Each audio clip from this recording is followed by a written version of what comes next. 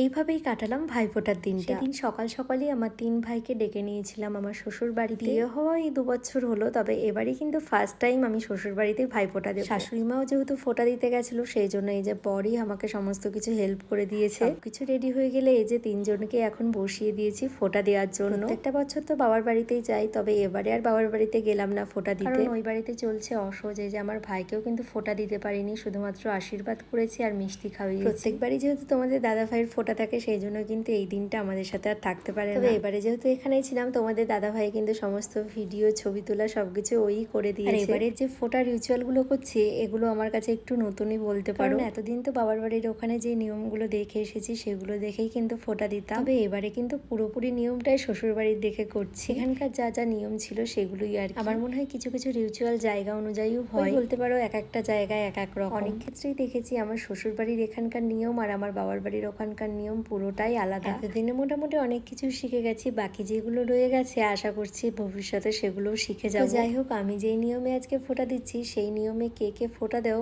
অবশ্যই কিন্তু কমেন্ট করে জানিও। ভাইদেরকে তো এইদিকে বড় থেকে ছোট পর্যন্ত সাজিয়ে বসিয়েছি। বড়টা তো এবার ফোঁটা পেলো না, তো সেজোটা থেকেই শুরু করলাম। এটা হচ্ছে আমার ছোট মামার ছেলে, আর এরপরে যাকে দেখতে পাবে ওটা হচ্ছে আমার বড় মামার ছেলে। বছরে একটা দিনে নিজেকে বিশাল বড় বড় মনে হয়, কেন বলো তো? হ্যাঁ গো হ্যাঁ, এই প্রণাম পাওয়ার জন্যই কিন্তু আরো বড় মনে হয়। দেওয়ার সাথে সাথে গিফটও কিন্তু পেয়ে গেছে। তবে এবারের গিফট বলতে কিন্তু সবই টাকাই পেয়েছি। আর আমি যে গিফটগুলো দিয়েছি সেগুলো আর তোমাদের দেখানো হয়নি। আসলে ওদেরকে বসার আগেই কিন্তু গিফটগুলো পরিয়ে নিয়েছি। এই যে যেই টি শার্ট গুলো দেখতে পাচ্ছ, সেগুলোই কিন্তু আমি দিয়েছি 3 জনকে। এটাই কিন্তু পুরোপুরি একই রকম, শুধু কালার গুলোই আলাদা। এবারের ফোঁটা দিতে দিতে ওই 12:30 মতো বেজে গেছিল। এখান থেকে আবার তোমাদের দাদাভাই ফোঁটা নিতে যাবে, সেখানেও আবার যেতে হবে। এই হচ্ছে এবারের ফোঁটার গিফট। তো আমার ফোঁটা দেওয়া তো হয়ে গেছে, এবারে তোমাদের দাদাভাই যেহেতু ফোঁটা নেবে, সেই জন্যই আমরা চলে এসেছি আমার জ্যাঠা শ্বশুরের বাড়িতে। সব দিদিরাই কিন্তু সকাল সকাল চলে এসেছিল। আসলে ওই বাড়িতে যেহেতু আমি ফোঁটা দিচ্ছিলাম, সেই জন্যই আরো আমাদের আস্তে আস্তে লেট হয়ে গেল। আমার সময় তো তোমাদের দাদাভাই সমস্ত ভিডিও, ছবি তুলে দিয়েছে, এখন কিন্তু ওর পালা। একে একে তো 2 দিদি দেওয়া হয়ে গেল,